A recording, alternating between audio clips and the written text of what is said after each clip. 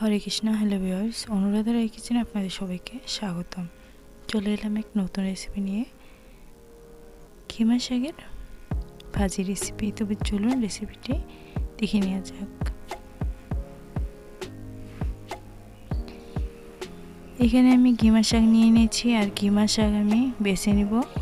GiMA শাকের যে নরম অংশটা আছে সেটুকুই আমি নিব, শক্তটা আমি ফেলে দিব।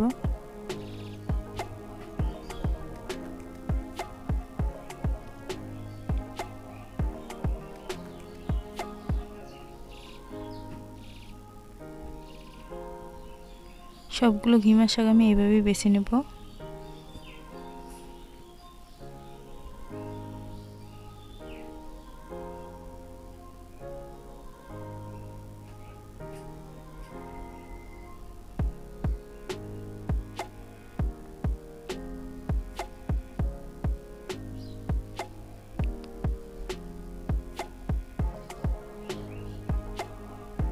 সবগুলো শাক আমি বেছে নিয়েছি।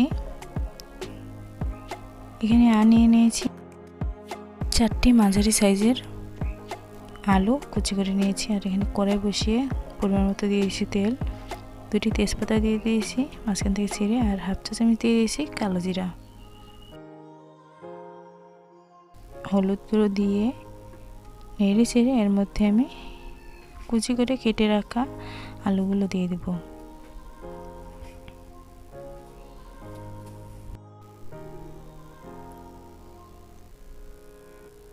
সবগুলো আলু আমি দিয়ে দিয়েছি, এখন একটু নেড়ে চেড়ে দিব।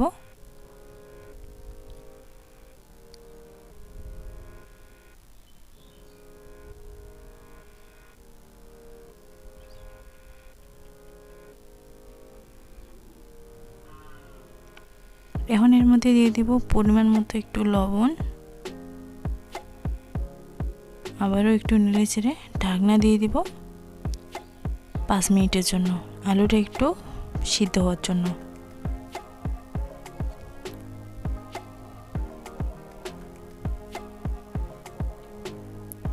পাঁচ মিনিট পরে দেখতে পাচ্ছেন আলুটা আমার ভাজা ভাজা হয়ে গেছে। এখন এর মধ্যে দিয়ে দিব ধুয়ে পরিষ্কার করে রাখা কিমা শাকগুলো।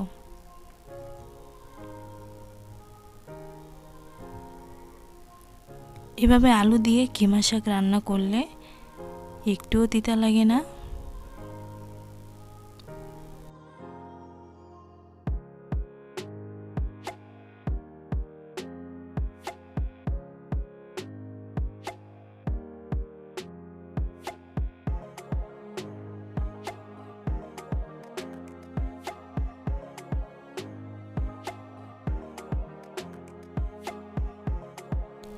এখন একটু নেড়ে চেড়ে আর একটু দিয়ে দিব লবণ,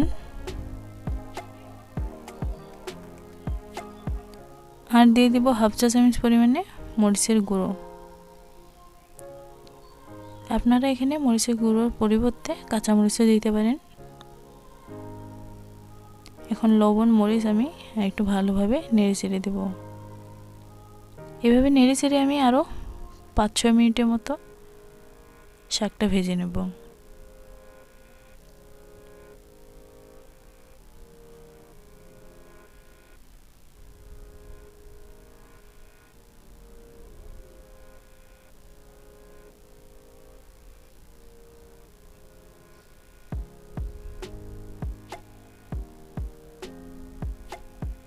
এই তো 5-6 মিনিট পরে শাকটা আমার ভাজা হয়ে গেছে। এখন আমি নামিয়ে নেব। ভিডিওটি যদি ভালো লাগে তাহলে লাইক, শেয়ার, কমেন্ট ও সাবস্ক্রাইব করে পাশে থাকবেন, আর পাশে থাকা বেল আইকনটি বাজিয়ে দিবেন যাতে করে সবার আগে ভিডিওটি আপনাদের কাছে পৌঁছে যায়। ভিডিওটি দেখার জন্য সবাইকে অসংখ্য ধন্যবাদ। সবাই ভালো থাকবেন, সুস্থ থাকবেন। হরে কৃষ্ণ।